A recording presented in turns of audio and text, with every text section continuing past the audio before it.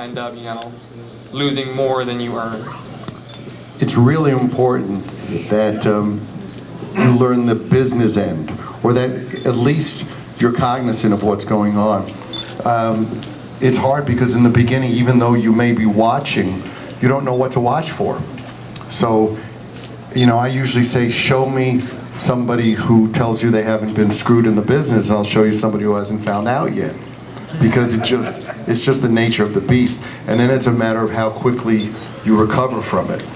There are a lot of people in the business who get screwed over and don't know how to come back from it. And those are sad stories, but I'm a survivor, and it doesn't matter if somebody takes something from me, then I'll find my way to get it back. So, 40 years on, it's still going on. Wait, I'm very distracted because. How are you? Come on.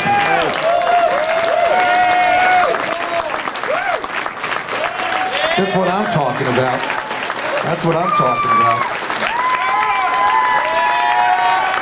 God bless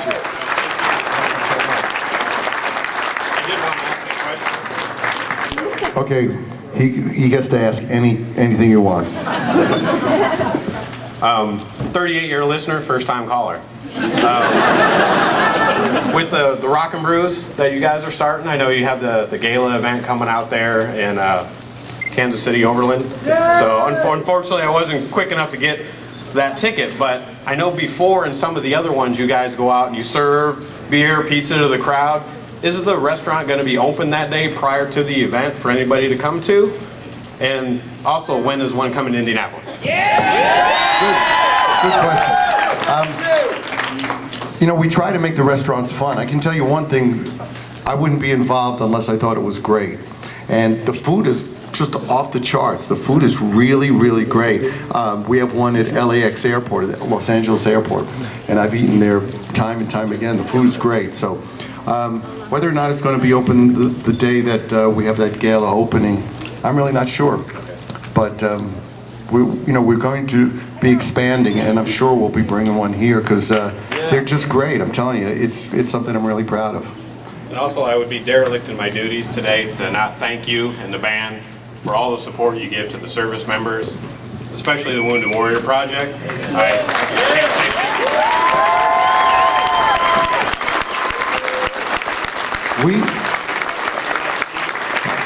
We wouldn't be here. We wouldn't be here without you. So, we're so used to liberty, and we're so used to freedom and all these great things, and it's because people like you volunteer and take it upon yourself. So God bless you, and God bless all the men and women in uniform. Paul, we got one over here. Paul, what do you say? Over here. Over there. As a huge rock star like you are, but when you guys were coming up young and opening for people, who were you starstruck by? Maybe I don't know who, but maybe a rock star or actor or even some young artist coming up and you're like, man, this is Eddie Van Halen or whatever. I was just curious who you were starstruck by. Dina. Pretty much, I guess, the Beatles and Led Zeppelin, and who else was I starstruck by? Those are the first ones that come to mind. I mean, Zeppelin wrote the book, and all of us are just trying to write a page. Those guys, they said it all. So, to this day, the guys in Zeppelin are really it. For me, Jimmy Page, it doesn't get any better than that. Man, he thinks you're great, man. Yeah. He's got taste. Paul. Hi, Paul. Hi. I'm Walt from Crown Point. You may remember my son Nathan. He was the one who played with Gene last year at the INDY Expo. And first of all, he expresses his regrets he's not able to make it because he's in the National Guard and it's a drill weekend. And I told him he has to go, and I wanted to express his regards again, just like the Master Sergeant did, the support for the Wounded Warriors, because he realizes when he's in the military, he may be on the receiving end of that. So I want to thank you, Gene, Tommy, and Eric for the support of that. And second of all, I'm a 51-year-old bullying survivor And when I first identified with you guys, when I first heard the first chords of Black Diamond, and it grabbed me and says, you are now a KISS fan. Regardless of what KISS went through, from the change of personnel, the change of the makeup, the reapplication of the makeup, everybody's like, why do you listen to them? There's REO, there's all these grunge bands, there's these 80s hair metal men. The one thing that got me through was my identification with you, and especially the words that you said at the end of KISS Extreme Close-Up. In your own way, be KISS. Be true to yourself and stand up for what you believe in. And so I'm standing here like a 12-year-old when I first saw your first 4 painted faces, nervous as all get out, thanking you for helping me get through what I had to go through in my life. Amen. That's it? No.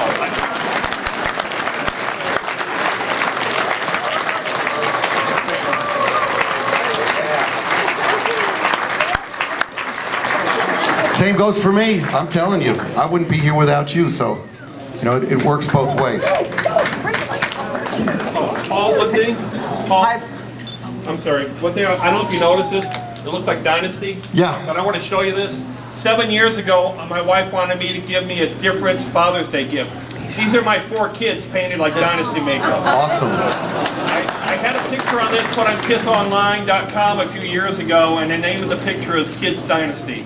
So this is a tribute to you guys, 40 years of rock, and how it meant to me and my family. The ones on the bottom look like troublemakers.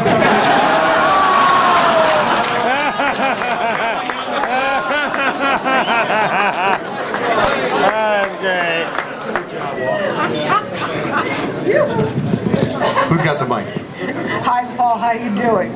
I want you to solve this silly riddle that's been going on between fans. Did Vinnie Vincent save KISS? You know, is that a joke?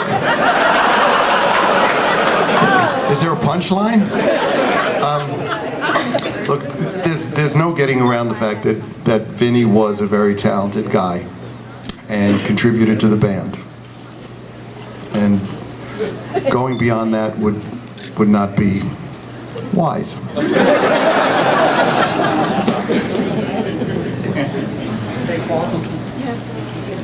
Can I say something real quick? Everybody wants. Who's got the mic? Okay, one over there, Steve. One over here. I have one too, Keith, if you got one? Okay, come here.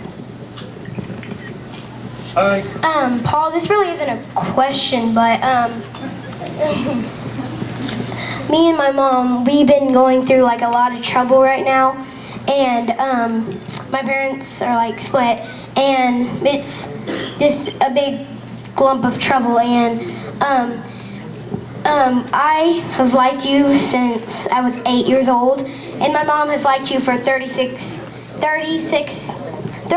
years, and can you just give us hope? And maybe a hug?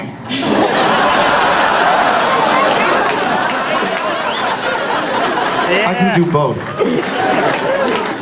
Yeah, come up here.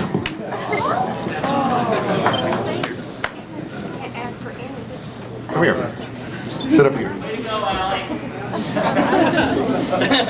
So you're here with your mom? Where's your dad? He is, he lives in North Florida. Did you see him? Yeah. But your mom and him are like finished, right? But he still loves you? And you still spend time with him? But you know, even though your mom and dad aren't together, both of them still love you, and that's the most important part. But my dad's probably thinking this right. Yeah. Well, I think one of these days your dad's going to regret it, you know, because you're going to grow up to be smart and beautiful, and he's going to regret saying those things to you. Because you're not stupid, you're real smart. You already showed me that. Okay? Can I get a hug?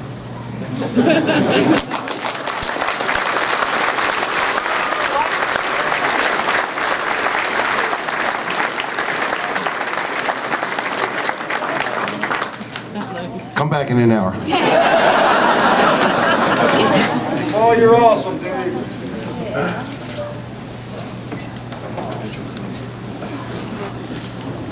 Awesome, Paul. That is awesome.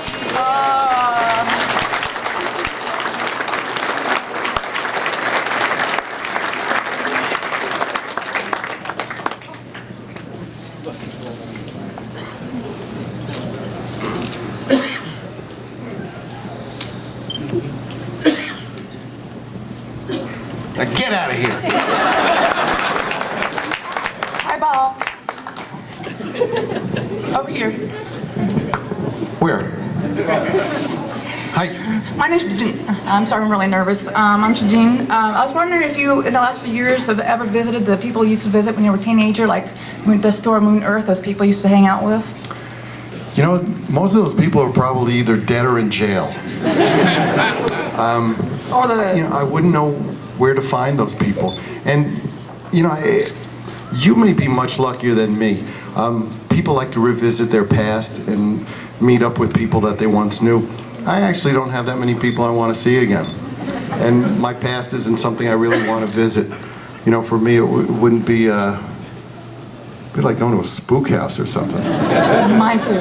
Yeah, so let's stay here. Right. Thank you. Sure. That one over here.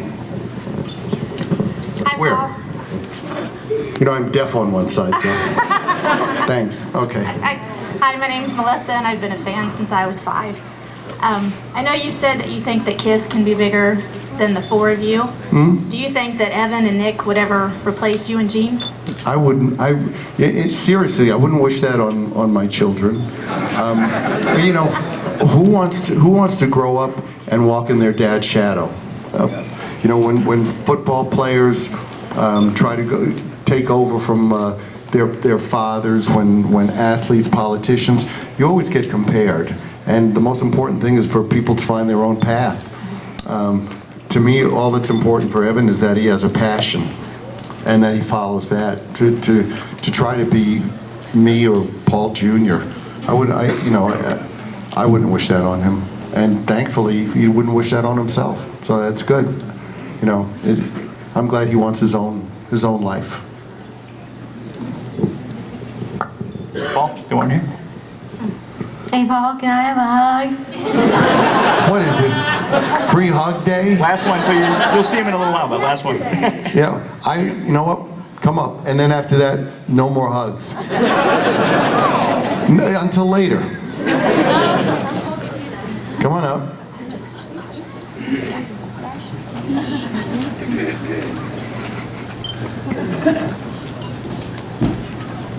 Ready?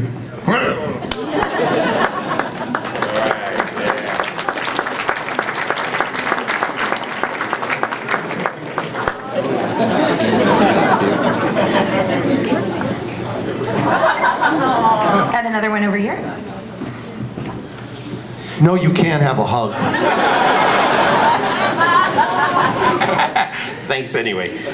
My name is Mark.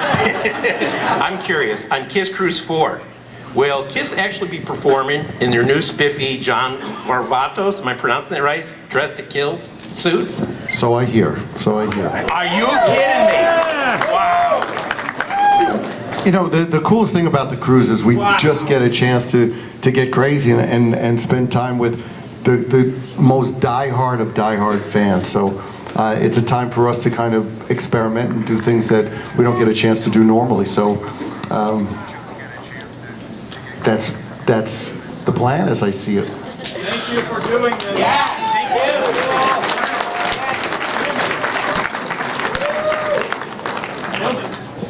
you. Hey, Paul. First off, I'm not going to ask for a hug, so don't worry. You get one anyway. And I appreciate that. Okay, but anyways, did you ever have a time in the studio, whether it's cutting vocals or cutting tracks, where something just more or less just kind of knocked you off your feet and said, "Whoa, this is the shit. This is what it's all about." You kind of get what I'm. Many times. I mean that you're in the studio and you're trying to hit a home run, and I think we've been pretty lucky. I mean, we've been in the studio where a lot of times, things just come together and they blow me away. To go back in the studio after all those years of not recording and go back in to do Sonic Boom or Monster, I was blown away with being able to hear new music. And, you know, that's what it's all about, always going forward. I love everything we've done in the past, but whether you can do everything exactly as you once did it, just the fact that you're going forward and reflecting who you are, that's the challenge for me, whether it's writing a book or painting or theater. It's just about finding other ways to express myself and getting excited about it. So it happens in the studio, sure. Cool. Thank you very much. Hello, Paul. Good to see you again. You too. First is a comment. After reading your book, I think I can speak for everybody in this room and millions of KISS fans. I'm really glad that you pursued music and didn't settle for working for the phone company. Good career move. Worked out. Yes, it did seem to work out for you. And my question is, and you just actually touched on it, so it was a perfect segue. Sonic Boom and Monster were just terrific albums. I've been a KISS fan since 1976, and I've really never heard the band tighter. Seen you obviously many times on the road. Can we get another album? Do you think that that's in the works? You know, I don't know. After Sonic Boom, I wasn't sure we would do another one after that. Look, you have to change your whole expectation platform. At this point, when we go in the studio to do an album, we're not thinking about selling millions of albums. That just doesn't happen at this point. We don't measure success in those terms anymore. We don't measure it by platinum albums, by chart positions. At this point, it's purely about whether or not we're proud of it. And that's the only reason for us to do something. And if the urge strikes again, and if I feel that we can do it again, then there's no reason we shouldn't. But at the moment, there's just too much going on. So, do I think it'll happen? Probably. But you know, it's always funny because people talk about the classic songs, and those older songs are classics because they've been around for decades, and they're classics because people relate to them as markers in their lives. So you can't expect, and I don't expect, a song on a new album to be a classic. A classic is made over time. The fact that we were opening the last tour with Psycho Circus, a song which is, I guess, considered one of the newer ones, is because it's been around long enough that people hold it in a certain kind of esteem that they didn't initially. So classics don't happen overnight. Classics happen because they stand the test of time.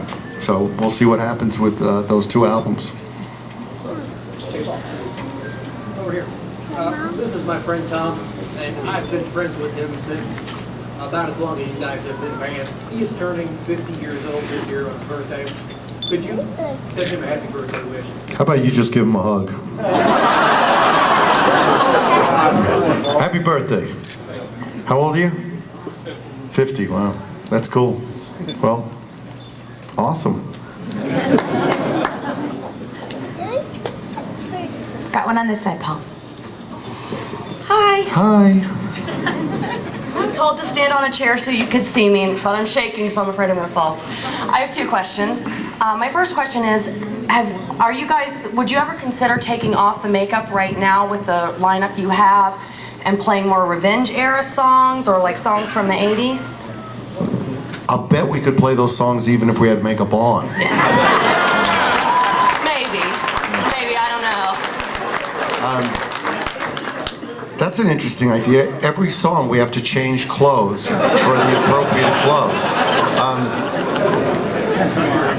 So the question was... Is that something you'd ever consider? You know, once we put the makeup back on and reestablished our foothold with it, there was no reason to ever take it off again. I would never, ever have the band on tour without what we rightfully not only own but deserve, and that's those images. My other question, would you consider doing theater again? Sure, if I had time. It's so hard to find time to do everything. And having 3 kids, I don't know how many of you have kids yet, but 2. yeah, I mean, it's to be a good parent means you have to be around. Yep. And that's really my priority, is to make sure that I'm home as much as I need to be. When I did Phantom, I was a lot more free, and my home life wasn't anything that I really wanted to be home for. So it worked much better at that point. But could I do it again? I'd love to. Thank you. Thank you. First of all, I'd like to say thank you for taking time to come visit your fans and writing your book. My question to you would be, if there's any type of KISS merchandise that has not been made, what would you like to see? A fountain of youth.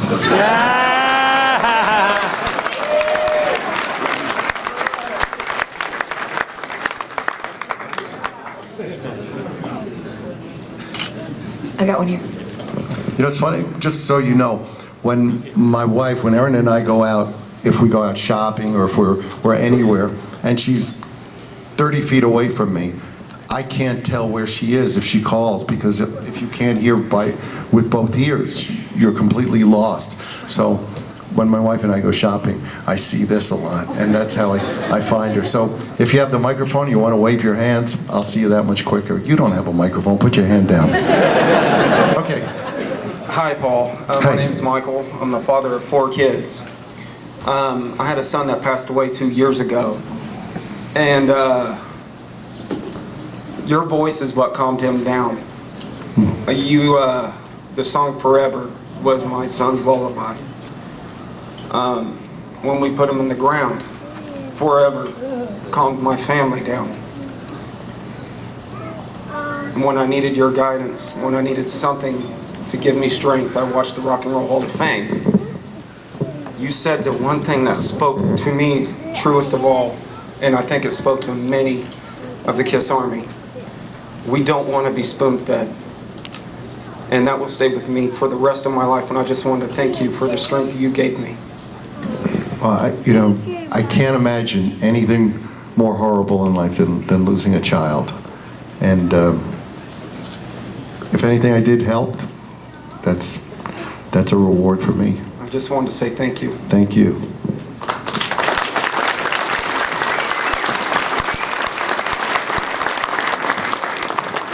Hey Paul, I'm here on the behalf of my dad. He was a let me see. He was an Army veteran of the Army Rangers, and I'm here on behalf of him. And there's a poster off towards your left side of him, and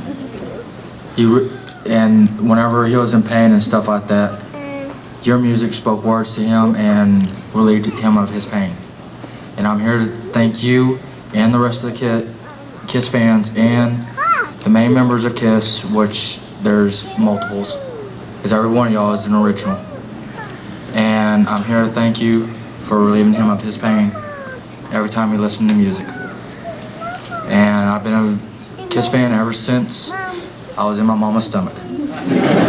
Especially when I came out, first song I really liked was Unholy and God Gave Rock and Roll to You. Awesome. Well, you know, your dad left behind a good young man, so he'd be proud of you. Thank you very much.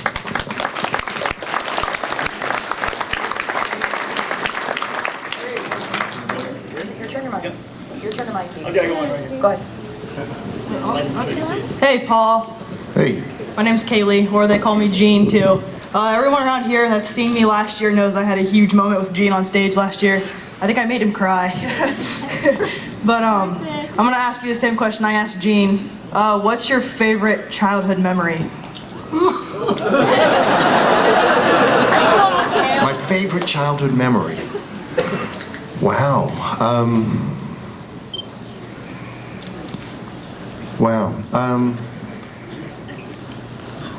A single memory, huh? Is that what you're asking me?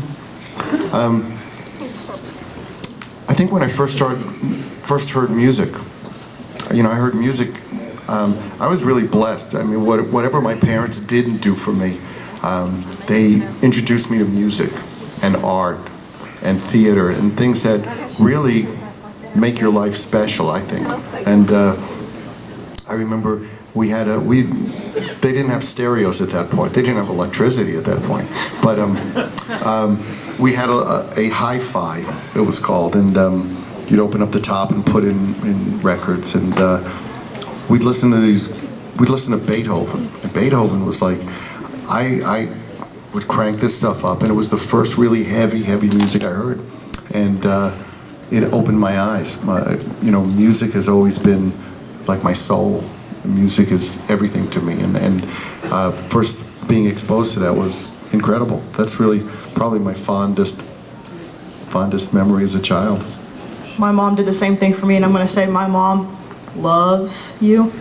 She wakes up to your face every day, and she's standing right over there somewhere. So you gotta find out, where's Lisa at? Lisa, come out here. Walk up front so we can see you. Let me see. Oh, with that awesome, come up here. Go. Come on, Mom. I took my senior pictures a little bit ago, and Mom's like, why don't we stick Paul Stanley behind you? So we stuck that Boogie Street poster, we stuck it right behind me in my picture, so you're in my senior pictures too. Maybe we woke up one morning together.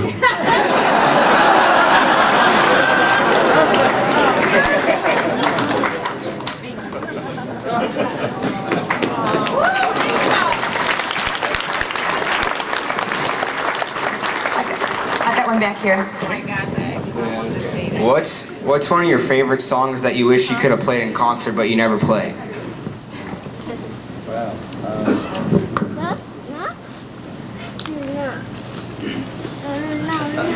I don't know. I mean, we pretty much play everything that I like, and that I want to hear. So I don't know. What do you want to hear?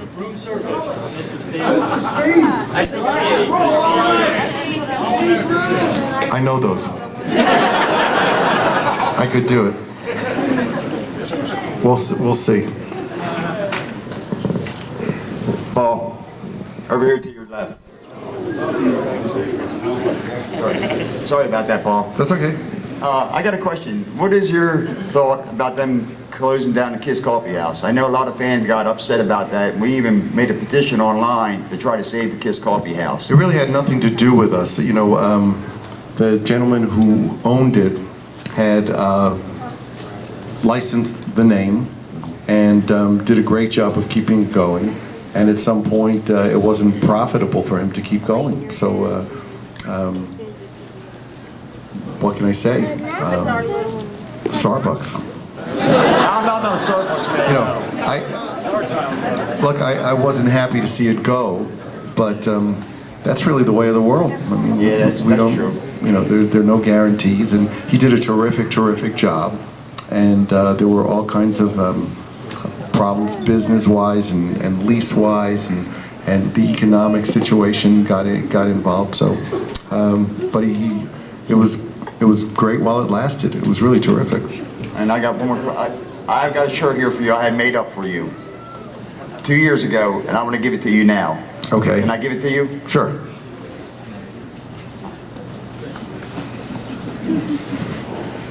I am a jerk. Oh, that's funny. That's great. It's You and Steven. He called you comic book rock band. Well, thank you. I wore it on the cruise, on KISS Cruise too. You see me? I did. I saw you there. I told you I was going to get you one. There you go. Thank you. Hey, Paul, I have to embarrass Paul over here. The other way. Over here, Tim. Over here, Paul. There you go. I have to embarrass him because he was banned from the KISS Cruise. And that takes doing. He's back this year, but he was banned. Oh, good. I am back. And I'm going to be on my best behavior, too. Okay. You be good or you go to bed without dessert. Hey, Paul. I've got one off to you right back here, Paul. Okay. Hi, Paul. This is Paul Willis from Lansing, Michigan, Detroit Rock City. Hey. Thank you very much for sharing your life with us. This is a bucket list day for me. Thank you. I was looking in the TV guide, and I see you guys got a little gig coming up.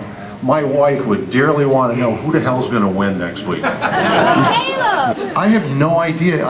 I really haven't followed the season at all. I haven't watched American Idol for quite some time, but from what I saw of both of them are great. Caleb's a great, great voice, great set of pipes on him. So I have no idea. Clay Aiken, I don't know.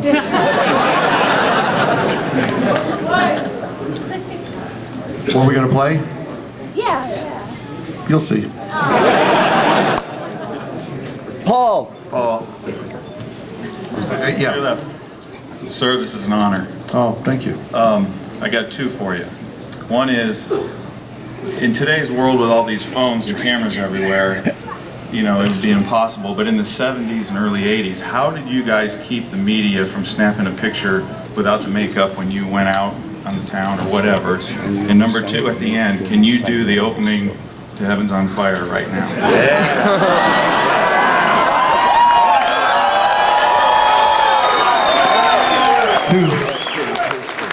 Let me answer the first question first. I want to hear So I this. can weasel my way out of the second. That was a time where paparazzi weren't like they are now. It was a different world, and we were very different than other bands. We would go out on stage with our whole show and set it up even though there was a headliner. I truly remember, Black Sabbath doing a show with a KISS sign hanging behind them, just because we went out and did whatever we wanted. We had guys with us who traveled, and if somebody took a photo, they literally would go over and pull the film out of the camera. So that's stuff nowadays that will get your butt in jail. So I don't know. Part of the reason we were able to do it, I think that the media actually helped when the mystique of KISS is part of what was selling magazines. The last thing they want to do is show the band. Once the rabbit's out of the hat, the trick's been exposed. So I don't think that they really tried that hard. So that's a long answer to a short question. Thank you. Paul. And number two, nice knowing you. That takes a pair of really tight pants and a spotlight. And there's neither one here today. Fair enough, bud. Thank you. In the back, right of center here, Paul. Hey, Paul. Mark, Chattanooga, Tennessee. How y'all doing? We're doing good. Everybody knows that KISS is the greatest show on earth. What I was wondering is, how long does it actually take the crew to set up a show like that? They're unbelievable. Literally, when I say goodnight, they're already pulling wires. I mean, as we're walking off stage, they're breaking down because we have a lot of back-to-back shows. So they're loading in the morning, and by 4 o'clock, they're good to go. So I don't know if it's about 8 hours, something like that. But it's a huge crew. I call most of the guys, hey guy, hey buddy, because I can't remember anybody's name. There's just so many people there. Thank you. Thank you. Paul.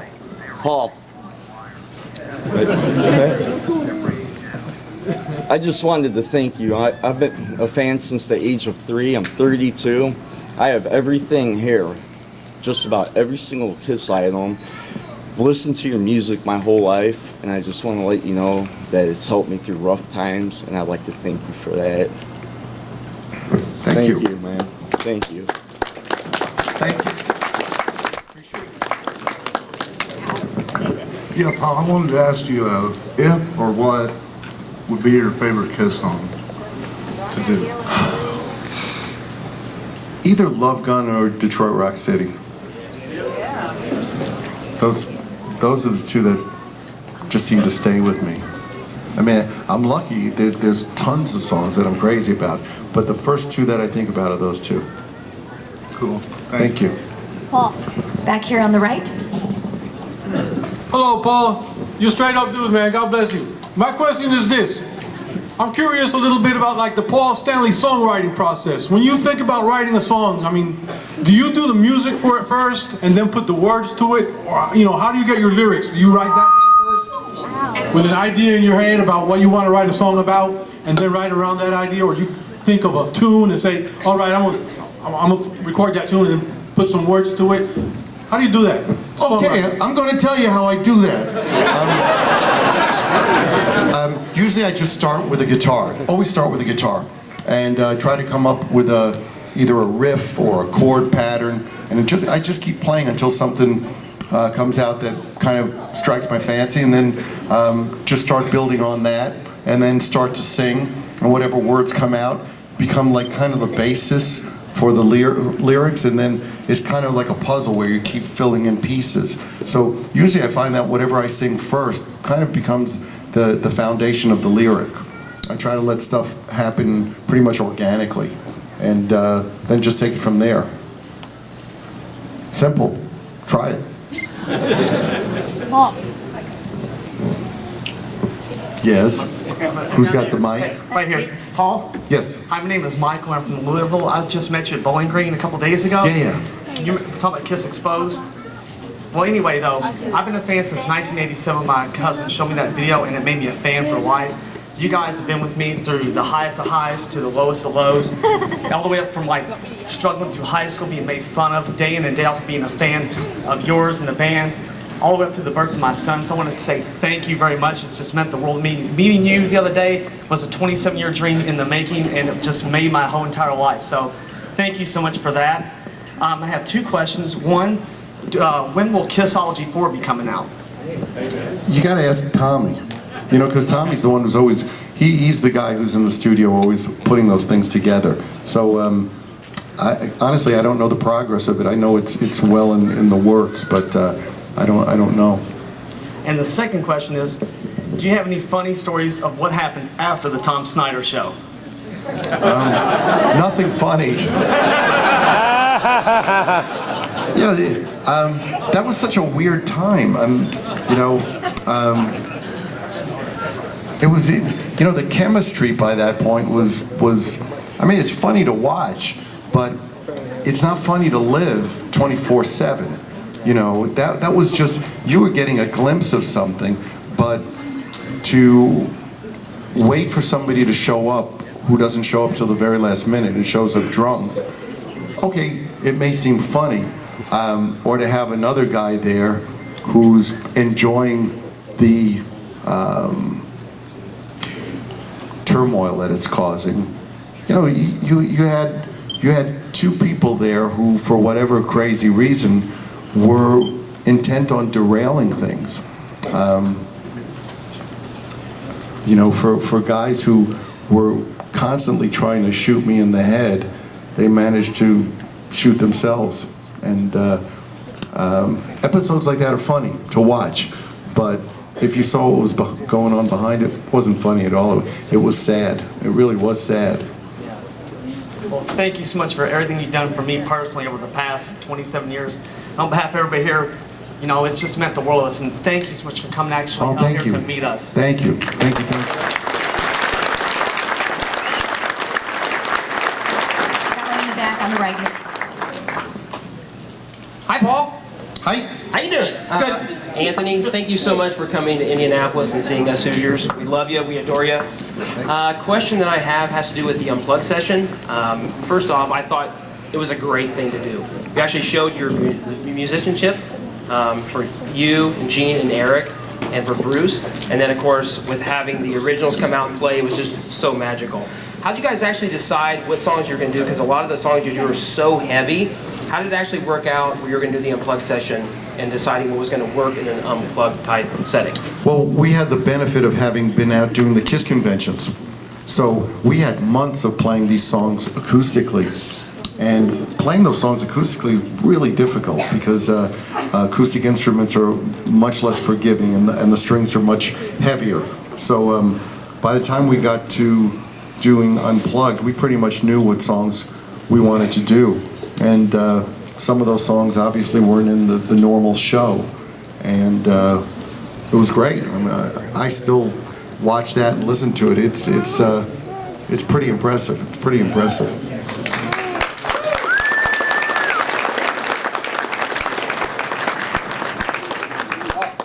Hey, Paul.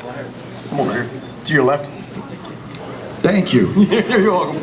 Hey, first. We should have a torch. Okay. Oh, Yes. we'd have a big problem there, probably. Okay. Hey, first thing I want to say is everybody else has pretty much said it all, so I'm not going to bore you with any other stuff. But the Hall of Fame,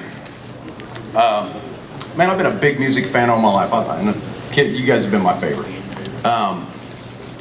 The way they handle things is just ticked me off all the way. And then a couple of years ago, Guns N' Roses got put in there, and Slash made the comment. He said, "You know, it was a bigger deal than what I thought it was going to be when I got there." You know, and he was kind of appreciative about it. I love the way you handled it, and I love the way you stuck to what you said about him even before you went in, because I noticed that, you know, I know Ace was thrilled to probably be in there, so was Peter. But you stuck to the truth about it. It's a BS corporation that doesn't mean anything to, you know, some of the real fans out there like us, because 15 years, I mean, you guys have influenced more people than half those people. Grandmaster Flash.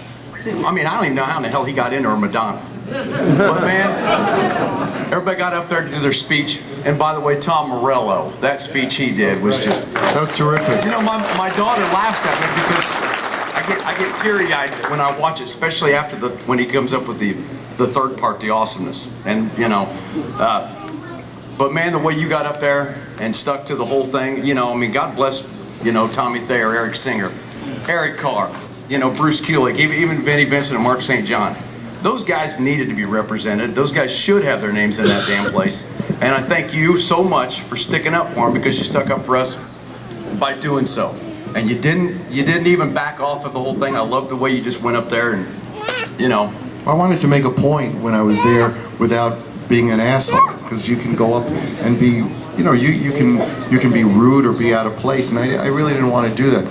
Most of the time you make your points much better if you temper them and you don't make profanity an issue, and maybe people listen better when you keep your voice down a bit. So I just thought the whole thing is a sham, and that, you know, honestly, Ace and Peter, I think, are clueless. They are. About what the Rock and Roll Hall of Fame really is, or how it conducts itself, or what the criteria is for getting in, or the politics of it.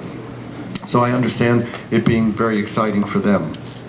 And I'm distracted because Bruce Kulick just walked in.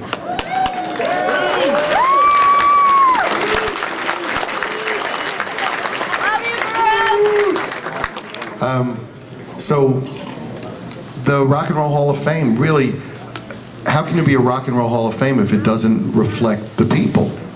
And you know, they're probably not used to somebody who can articulate things quite the way I can. So the fact remains, when they started backpedaling and saying, well, the guys are just wearing, you know, the original guy's makeup, I said, I wasn't even talking about them. I'm talking about Eric Carr. I'm talking about guys who played on multi-platinum albums, toured the world, played to millions of people. How can you ignore those people and at the same time go to the Grateful Dead and say, who do you want us to induct? And induct 15 people, including a lyricist. So, you know, if rules don't apply to everybody, then they're just bullshit. So they needed to hear that. And I wouldn't have been true to myself if I went up there and didn't let them know and let the people know that my feelings about them haven't changed. If you don't get invited to a party for 14 years, you better believe they don't want you at the party. So, but thank you. Thanks. Over here in the back. I'm Mike from Cincinnati. Now that enough time has passed, do you have any type of new appreciation or love for music from the... No. Maybe tomorrow. Honestly, for me, everything gets colored by the situation that surrounds it. It's not just an album. It's a time, and it's an event. And we were clueless. we had become so full of ourselves and so enamored with success and fame and money that we really forgot why we started making music. We forgot about the love of rock and roll, and we forgot that we did this without any regard for whether or not other people liked it. And all of a sudden, you know, we're trying to make music, and it had no teeth. And Bob comes up with this idea for a concept album, and we went for it hook, line, and sinker. And it's not an album I'm really fond of for a lot of reasons. And Bob was not in great shape. Ace wasn't around, and it wasn't because he hated the music. It was because he was horizontal most of the time. I mean, Ace was at a point then where he was basically drunk all the time. Now, why? You know, you can talk to him about that, but it wasn't a fun time. And Eric had joined the band, and we were just clueless. So it's not an album that I'm very close to because it was done for the wrong reasons.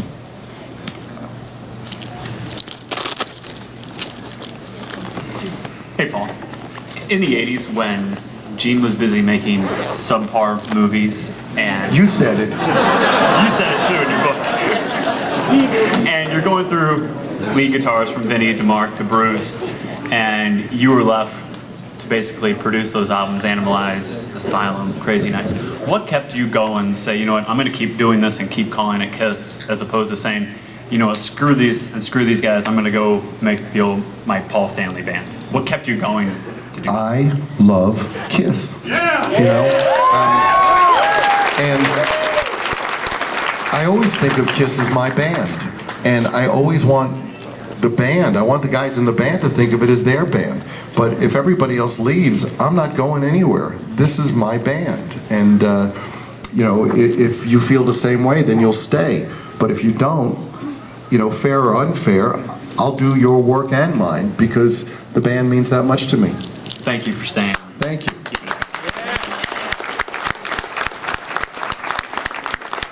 Over here on the right. What's your favorite Keith LaRue story? What's my favorite Keith LaRue story?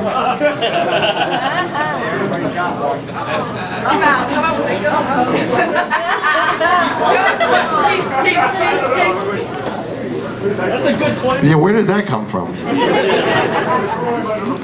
From his fan club. You'd have to ask his wife. I mean, I really don't have.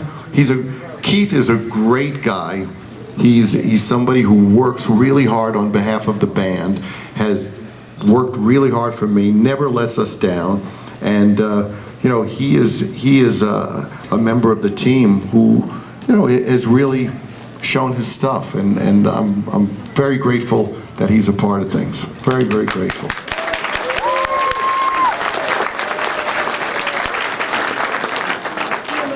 Photos on KISS Online, I think you ought to start charging them with you guys, you know. Well, with that smile, he just wants everybody to see him.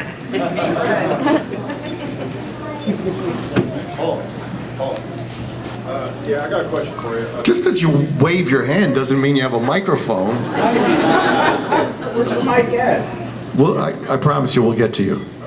How you doing, Paul? Good. I have two questions for you, actually. The first question is the band has in the past revisited old costumes. Is there any chance that you'll bring the Dynasty costumes back? Yeah! And my second question is how come KISS has never appeared on Saturday Night Live, especially with you guys being a New York band? And I have something also that I would like to read to you after you answer those two questions. Okay. First question was the Dynasty outfits. The Dynasty outfits to me were like something that looks like we pulled out of Cher's closet. They were a symptom of what was wrong with the band at that point.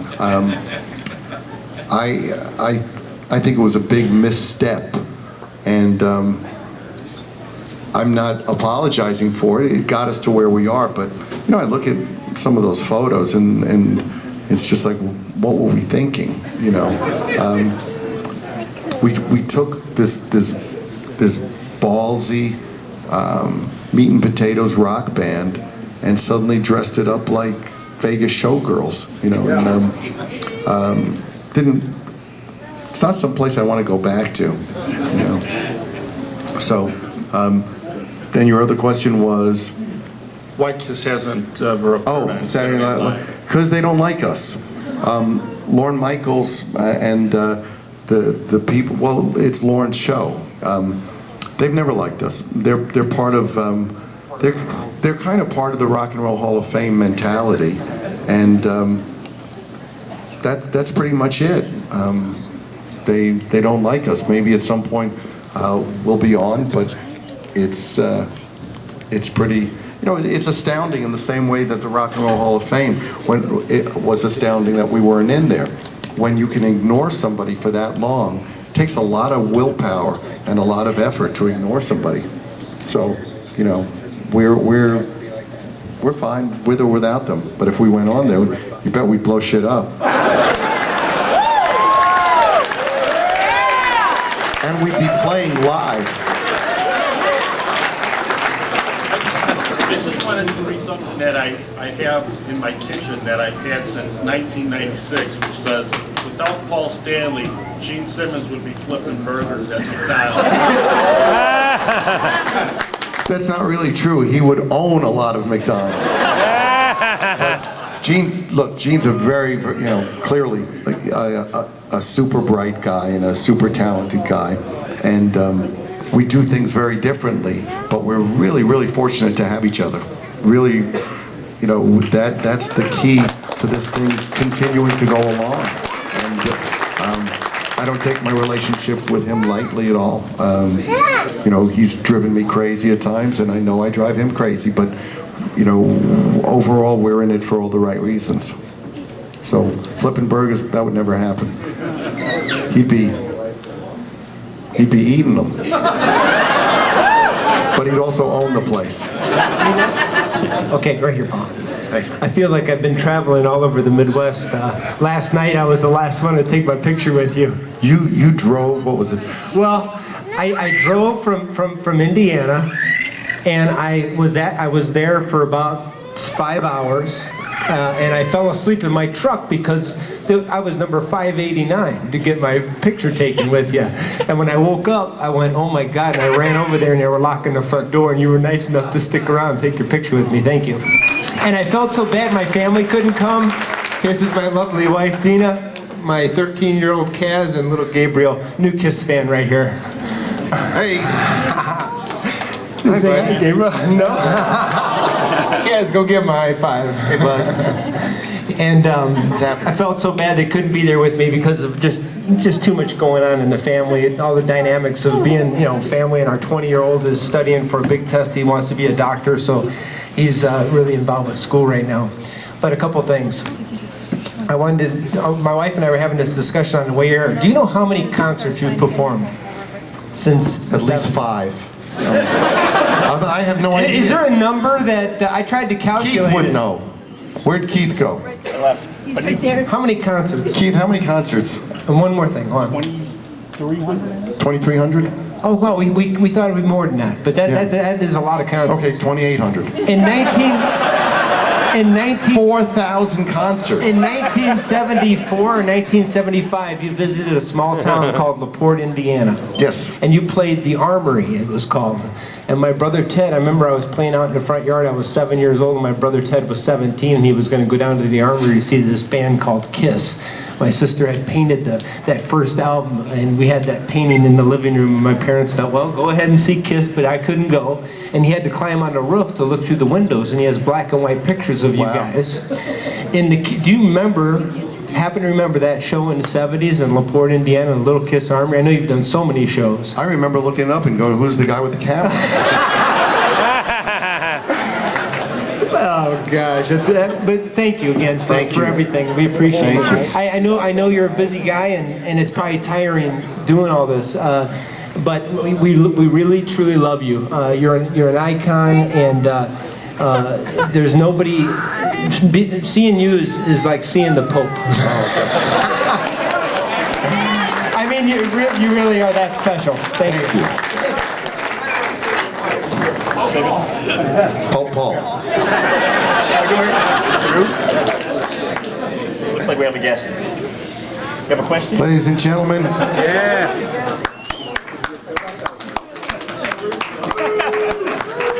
Brews. This is very impromptu. It's Paul Stanley. I spoke quite highly of him earlier, didn't I? Right? The book and Hall of Fame and everything. I had to explain Yiddish to them. You realize that? Mensch. Yes. Mensch. He's a mensch. And mensch is a great word. Mensch means real, like salt of the earth. Somebody who's really, that you can depend on, that is egoless. He's a little crazy. Oh, yeah. You know? He's a little hypochondriac. You know?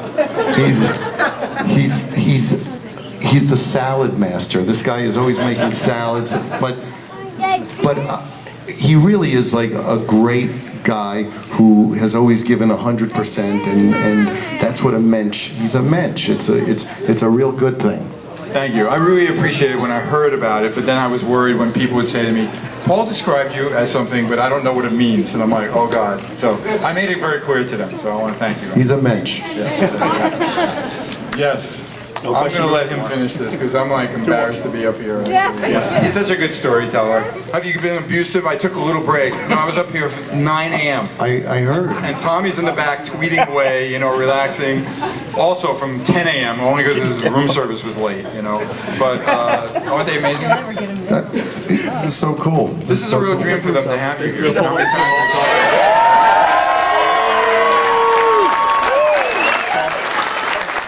What took so long? How are you going to top it? Yeah, I'm leaving now. It's Lisa. Every year I said, Keith, can I come? He said, not this year. Yeah, you know, I picked Gene last year, right? On purpose. No. Yeah, what over here? Okay, last year I met Gene Simmons, and that was the first time I had ever been starstruck. But every year that I've come here, I had wished in my heart that you would come. And this year, as I'm looking at your face, my dreams are finally coming true. Because I have loved you since I was in the womb.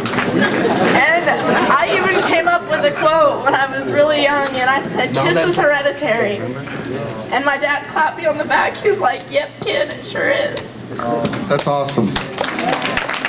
Her favorite song, Room Service. Come up here.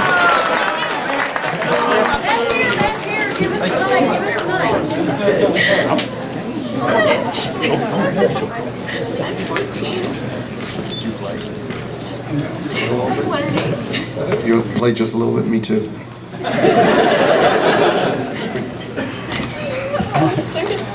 Relax, honey.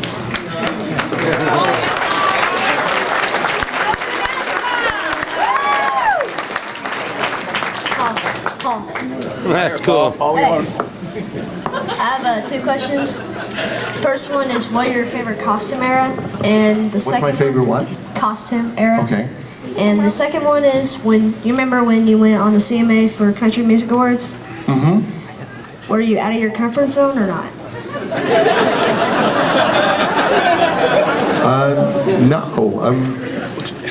It's funny because, you know, country music now has more to do with Queen and KISS and rock and roll music than probably, you know, Hank Williams. And country music now is so much closer to rock music. And I mean, Carrie Underwood grew up listening to, you know, Us, Aerosmith, you know, all those kinds of bands. So I felt great. For me, there's only two kinds of music. There's good music and bad music. And I'd rather listen to great country than bad rock. So I felt really good being there. And we were received well by everybody. Does that answer your question? Yeah, also the other one, but I also want to give this to you. Come on up here.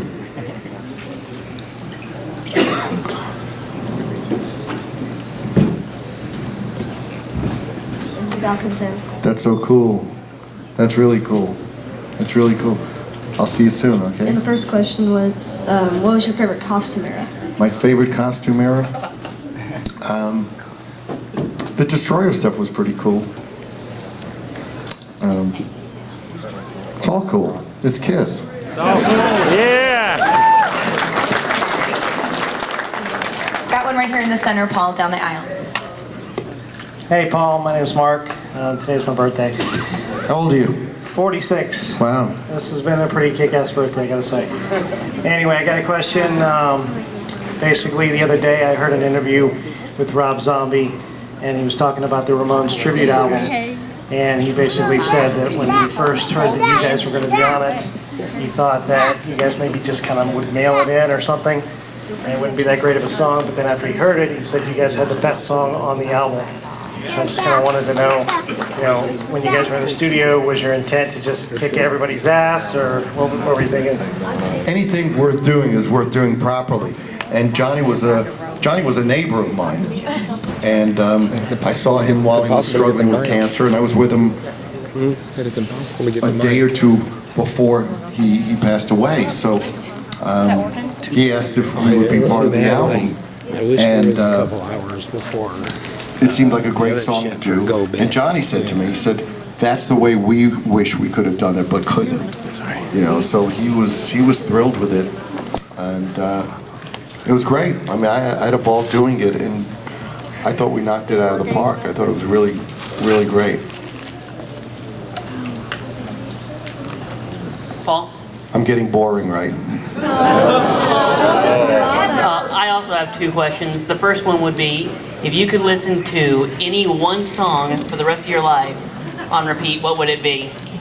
Oh my God, shoot me. That sounds like hell. Psycho Circus. Yeah, I don't know. It doesn't sound, it sounds kind of scary. And my second one is, my first KISS show was September 26, 2009, Cobo Hall, last show ever played there. And I was listening to that album that was recorded that night on my way up here.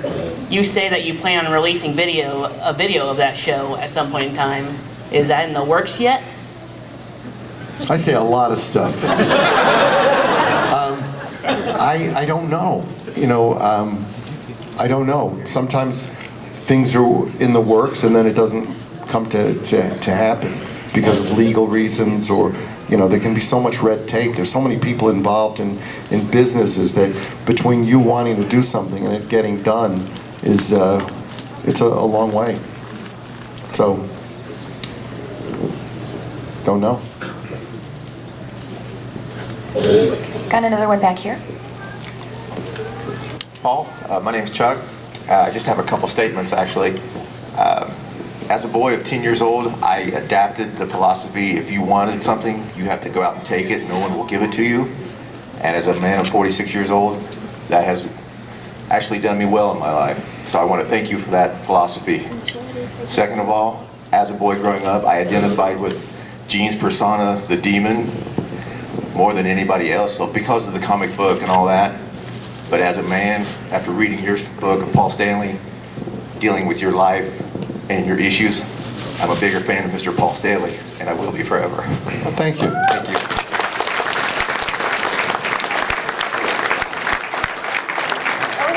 Over here, Paul. Over here. Over here. Wait, Gotcha. over here. Yes. Hey, I have been a fan of yours since 1976. Thank you for going on tour again in the 1990s and 2000s and keeping the band together. My parents were very strict and I couldn't see you back then. And I bless you for letting me see the most fabulous show on earth. Oh, thank you. The hottest show on the world. Thank you. I have to let my son say something to you because he's been to your shows at least 13 times. Twice before he was born.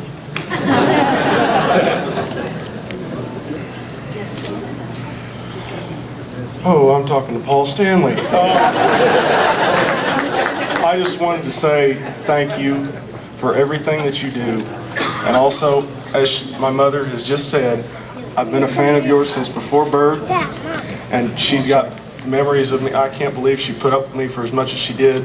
especially when I was a toddler, dressing up like KISS and beating guitars on the ground and drilling all of myself and just singing KISS songs. I can memorized all the lyrics.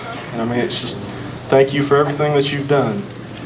And also, she's got a little story about one time whenever I went to one of these and I had a little KISS doll. I can't remember which one it was, but I started crying and screaming, "I want Paul, I want Paul." And some woman came up to me and she said, "Oh, honey, we all do."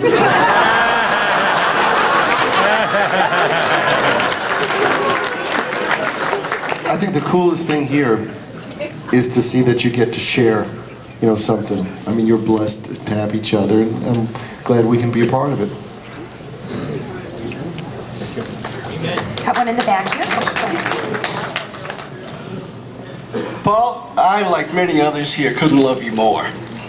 And I want to tell you, it's crazy. You've been so big for so long, yet you're so humble and so gracious to all of us. And I want to thank you for your class. Really, it's almost unheard of. Thank you.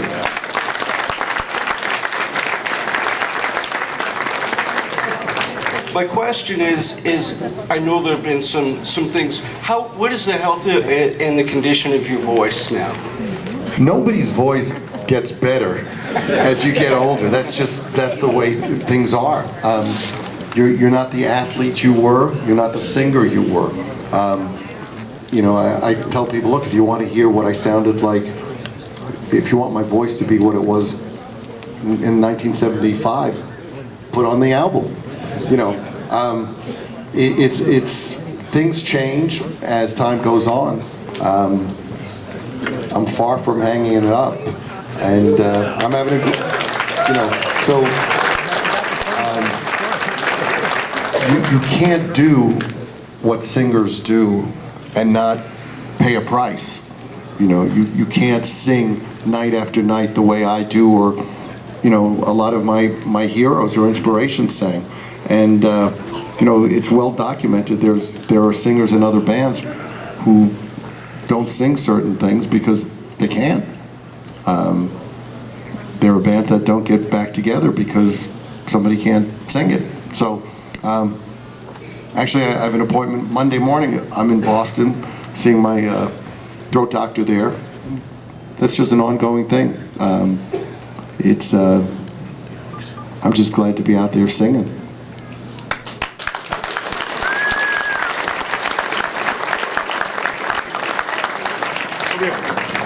Hi. Do you have a favorite painter or artist? I know you did a lot of paintings that one time. I painted my bedroom recently. I was wondering. 2 coats. I was wondering if you had like a particular painter or artist that you were inspired by, and I'm super excited to be here. That was my question. Oh, there's so much great art around, and it's so personal, and it's really about what connects with you emotionally, because critics want you to believe that you need them to tell you what good art is, good music, good food, and you don't. It's a way that they keep a job. Good art is what you like, is what connects with you. When I was doing a lot of galleries, people would come in and say, you know, I don't know anything about art, but, I'd say, what do you need to know about it? You either like something or you don't. If somebody else likes, you know, fill in the blank, if somebody's a vegetarian and you're not, what does their opinion matter? So, as far as what I like, there's loads of great artists. You know, the old school artists are amazing. The Michelangelos, the Da Vinci's. Later you go to, you know, Monet's and Manet and Kandinsky, and you go Picasso. And there's loads of great art, and it's only about what is great for you, because what I like is irrelevant. Okay, got another one in the back here. Hi, Paul. I'm over here. Hey, I see you there. Right in the middle. I have a 2-part question. It's regarding 2 different KISS songs. The first one is regarding I Love It Loud. I've noticed that it seems like you guys never play the full second verse of that song, and I was just wondering, it was an argument with my friends, is there a real reason for that? And then the second question has to do with Hide Your Heart. And can you comment on how it came to be where Ace Frehley also recorded that song and released it around the same time as KISS? Sure. Love It Loud just seems to work better with a shortened second chorus. That's the only reason we've done it like that since we started doing it. In the beginning, we tried it the other way, and some songs just sound a little better, tightened up a bit. So that's why we did that. Hide Your Heart, I had finished writing, and it was handed into a publishing company that was handling my songs at the time. So it was not initially going to be a KISS song because Ron Nevison, who was producing Crazy Nights, passed on it and didn't want to put it on the album. So at that point, the publishers sent it out to all different artists. And there was Robin Beck, there was a female vocalist, I think Bonnie Tyler did it, and Ace did it, and I think the Outlaws did it. So Molly Hatchet, the Outlaws. Anyway, so that's how everybody wound up recording it, and by that point we were working on an album, and we decided let's do it. So all these versions came out at the same time.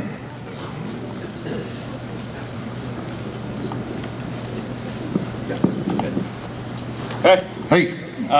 Hearing you talk about as the band, you guys started to have differences, and you know, the more Ace got horizontal and vertical, and would you have done anything now, knowing what you now know now? Would you have done anything differently to change, to try to stop that from happening? Because it's real easy as a band. You become a family, you become brothers, then things become annoying to each other. I see it in, my son's been doing the band thing for a couple of years now, and I can see them, they grew up together, and it's starting to get to where little things annoy them when, you know, do you have any advice for that, or anything that you would have done differently that you know of? It's very hard, you know, sometimes you can, with some people, it seems the more you allow, or the more that you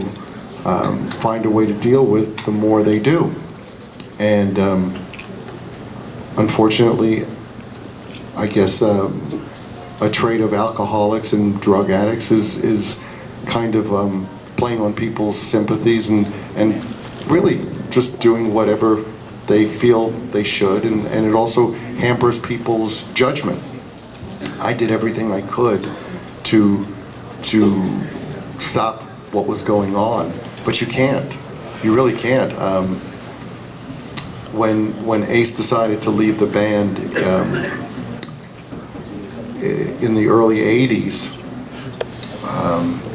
he had no recollection that, well, during the reunion he said to me, you know, if somebody had just come and told me that they didn't want me to leave, then I probably wouldn't have left. I said, I spent a whole day with you. I drove up to Connecticut and spent a whole day with you trying to get you to stay. He goes, really? So, well, I did everything I could. But I'm of the philosophy that if you're drowning, I'll try to save you. But when you start drowning me, I cut you loose. You know, I don't even call it tough love. For me, it's just survival.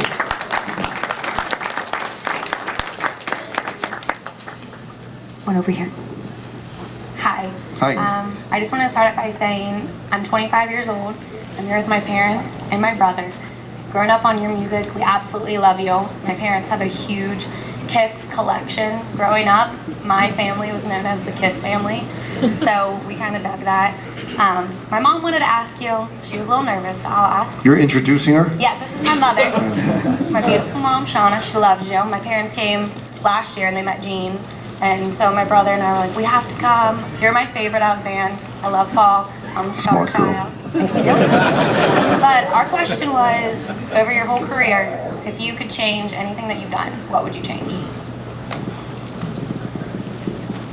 Probably nothing. Everything leads to what comes afterwards. And your mistakes are part of the reason you do things differently the next time. So I don't regret anything I've done. Hopefully I've learned from it, and hopefully things turned out better because of them. So I think the worst thing we can have is regrets. As you get older, the last thing you want to think about is what you could have done or should have done.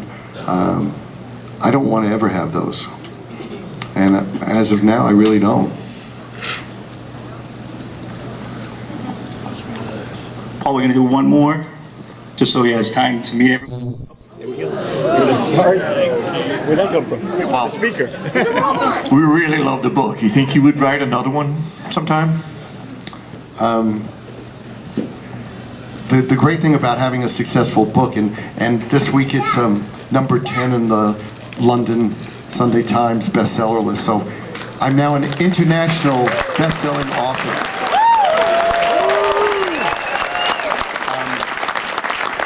The cool thing is when you do something that you've never done and it gets accepted, it opens up more doors for you. So to have look, first of all, I never wanted to write a book. Just judging from most of the autobiographies that are out there, it was a good enough reason not to do it, because I just felt that if my story didn't serve a purpose, then what's the point in telling it? Unless it can either inspire somebody or make somebody feel some sort of kinship, you know, then there's no point. If there's nothing redeeming, what is it? It's just a bunch of bragging about things that may have happened or maybe shouldn't have happened. So, but the fact is, here I am with this big best-selling book, and the publishers are saying, "What do you want to do next?" So it's terrific. I don't know what I'm going to do next, but I will do another book. I don't know what it'll be. Photo book. Kids book. It doesn't matter. What should it be?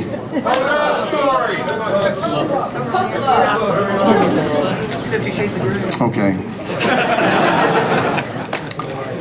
But it's very cool. I mean, that's what makes life so exciting, is to find yourself doing things you never thought you would. And that's what you all have to do. You know, you really have to stop yourselves from being held back. And the people who are always telling you what you can't do are always the ones who failed. You know, misery loves company. So there's always somebody telling you what's impossible. And it's not a coincidence that most of the people who tell you what's impossible couldn't do it. So those are the people you don't need around you. You need people around you who are rooting for you. And you need to find something that you love doing. And regardless of what other people think, you do it. You know, if you want to paint, then you should paint. And if you paint, you know, if you do a self-portrait and it looks like a fish, doesn't mean, maybe you look like a fish, but it doesn't mean it's bad. Don't live by other people's ideas of how things are supposed to be. If you love doing something, that's good enough. And if you believe in what you're doing, then keep doing it. The people who are annoyed by it are just threatened by it. So stick to your guns, and you know, there's a great life for all of us if we just follow our own path and don't be so concerned with the people around you. I'm the proof, let me tell you.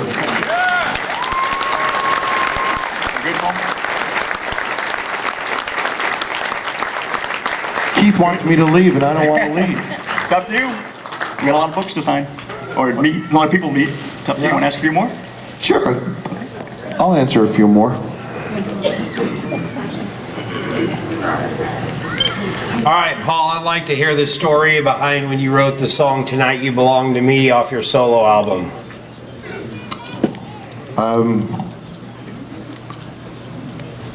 What is this, for YouTube? You don't know me, do you? What? You don't know me, do you? I don't know you. Oh, okay. Should I? Well, I don't know. I just wondered. Tonight You Belong to Me was just a song about, you know, splitting up with somebody and you know that in the morning it's over.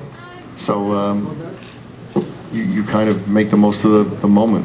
I think that's what it's about. Any new solo material?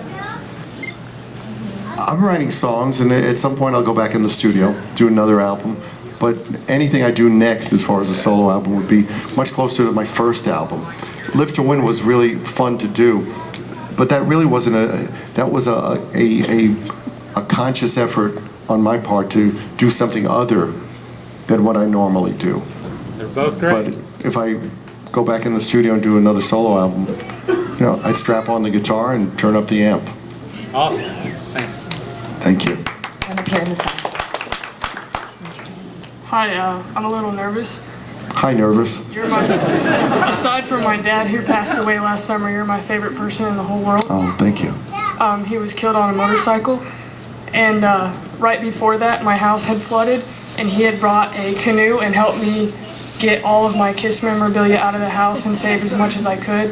I had about $30,000 worth that covered my house, and some of it was destroyed, some of it wasn't, so I decided to get a permanent KISS memorabilia thing that I could never lose, and it's tattooed on my arm, but it wouldn't be complete without your signature, and I was wondering if you would complete my tattoo for me. Come on up. Your dad sounds awesome.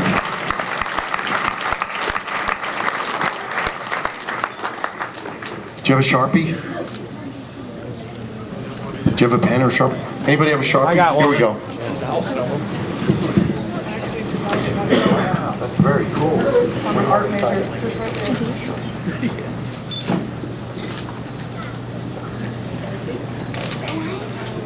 Very cool. Thank you so much. Very cool. My dad and I always talk about how you guys belong in the Rock and Roll Hall of Fame before anyone else, and he didn't get to see you guys inducted. But Was it a year ago? yeah, he died in July. July 16th. He saw him inducted. And he was. We spent about 5 hours getting his stuff out of the house, 8 boatloads to his truck. How cool is that? And that was the only stuff I worried about saving. All my furniture and everything went in a dumpster. Well, you'll remember. Thank you so much. Thank you. Paul over here. Paul. Like many other people, when I was 8 weeks old, we were hit by a drunk driver, and my mother was killed, and I was almost killed, and my bones broken, and my skull fractured. So, in fact, I'm 43, and being here in front of you is a miracle. And I travel, speaking to high schools, colleges, and even the military, sharing my story, doing alcohol and drunk driving. I always wear a KISS shirt, and I always talk to them about how Ice and Peter were screwed up, and you know, your dreams were too important to let them be around. And no matter what audience I go to, I see heads bobbing up and down. They understand that meaning of it. So I want to thank you very much for that lesson to all of us that I share with every audience. So kids always know that, which is pretty awesome. So the other part I have is when I was 13, I was bar mitzvahed, and I always wanted you guys to play. That dream's past now, but unfortunately. But I was wondering, you never bar mitzvahed, and I was wondering if that's something you still want to do, or have that opportunity to do that. I'd love to. You know, my son was. We do everything in my family. We baptize, we bar mitzvah, we do, you know, we do it all. Because I'm not quite sure what God wants me to do, so I don't want to piss him off.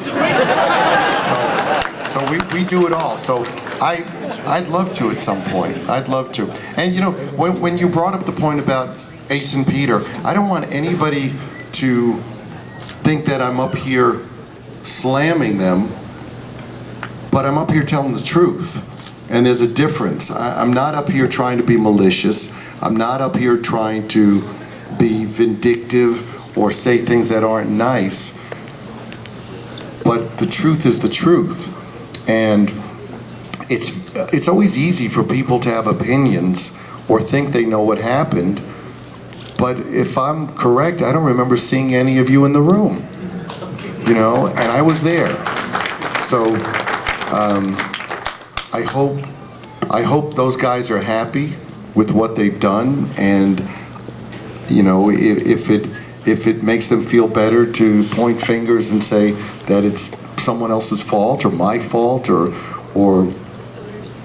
you know, that they were taken advantage of or whatever. That's what victims do. And in life you have a choice. You can either be a victim and live a compromised life and say it's his fault, or you get off your butt and you move forward. And that's what it's all about to me. So however they feel is up to them. There's no denying what we created together, and there's no denying that we couldn't continue with them. But I don't want anybody to think this is an opportunity for me to come up here and badmouth anybody. But the truth is the truth. Okay, over here on the left. Hey, Paul, John from Carmel, Indiana. Pleasure to see you. Love you forever, whatever. I think you heard that before. Does anybody else like him? Anyway, to not stir up too much controversy, didn't think I'd be nervous, but I am. Any chance of getting that one-off show with sort of throwing everybody out there? I mean, what you just said there, I'm almost embarrassed to ask now. Fans would love it. Just up there, no makeup, so you don't have to decide who does what. We'd love it. And if it was one or two, or probably everybody in this room would be there wherever it was. Something to think about. I'd ask if you'd be there. I wouldn't. Ah, come on. Look, I understand the attraction, the allure of the idea of recreating something and everybody getting together and singing Kumbaya or We Are the World. That's not the situation. That's just not, that's not reality. That's just not in the cards. I'm telling you publicly, it ain't gonna happen. And it's actually more out of respect for what we do than anything else. I don't want to chase my tail. I don't want to do something that I'm not being honest about. I don't want to do something that I think could compromise the band. I don't want to create a circus on stage, and I don't want to be put in a position to have to come up with excuses for what might not be as good as you hope. Well spoken, thank you. Thank you. Hi, I'm Sherry. Out of all of the companies that make guitars, why do you choose Washburn? Over the years, I've chosen different ones. Making a great guitar is easy. There's no secret to making a great guitar. You just have to have great materials and great craftsmen.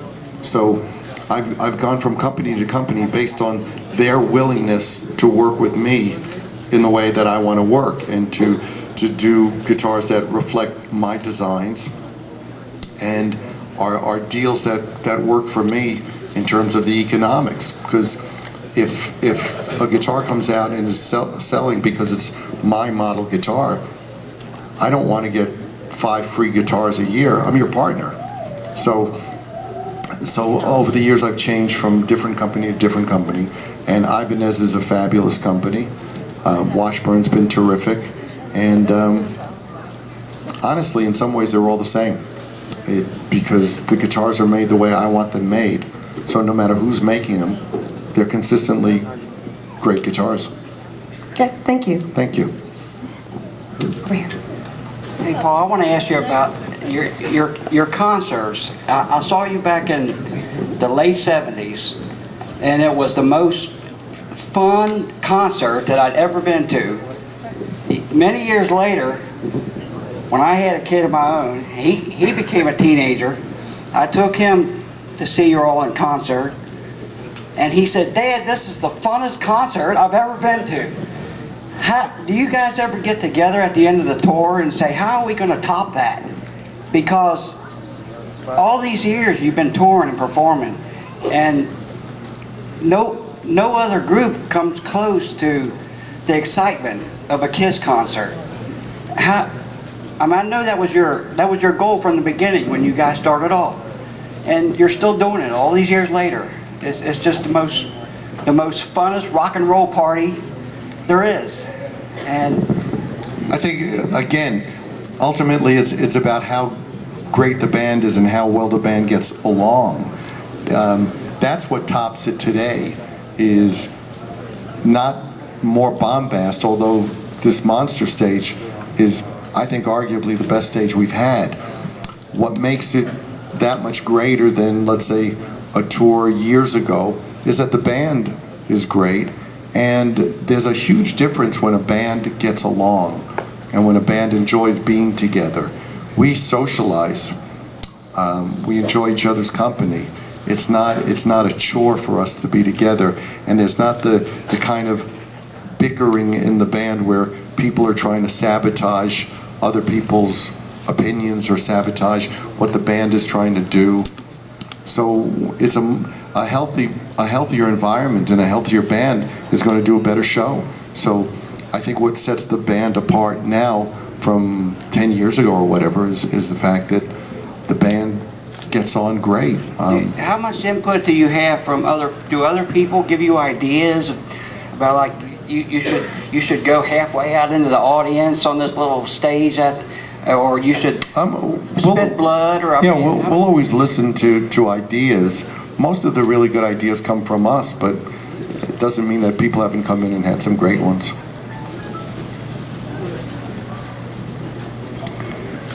Hey, bud. Hi. I've been to 2 of your concerts, and I have 2 questions. Okay, don't drive. One, what inspired you to be a singer, and why did you want to be the singer of KISS? Well, I guess nobody else in the band sang quite like I did, so I decided I'll be the singer. Why did I want to be a singer? Is that what you asked me? What inspired you? What inspired me? There were so many great people around before me. I didn't invent what I do. I'm like a stew of all the singers that I loved hearing.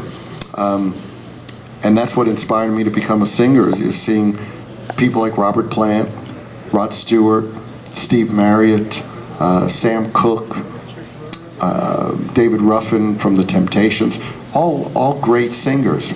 I just remember hearing these guys and going, I can do that. I want to do that. And I love performing. I love singing, and I love performing for people. Paul, what do you want to do? I want to get dinner for everybody. And I think I should go see the rest of the people. Well, thank you for coming. Took 17 years of these expos.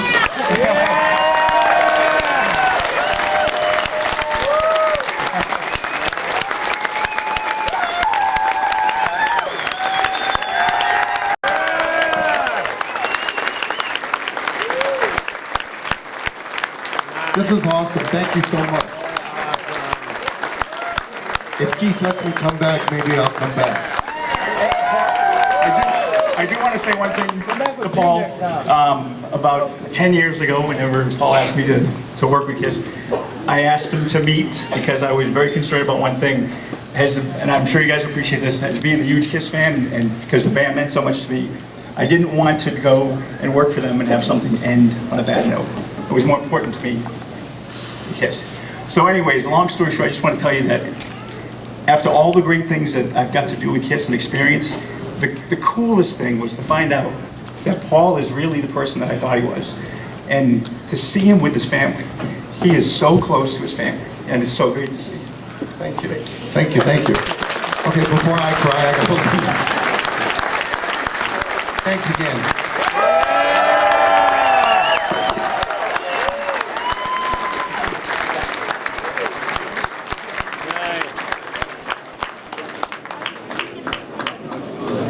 Long time, huh? Okay, we'll let you guys know what's going on. Okay.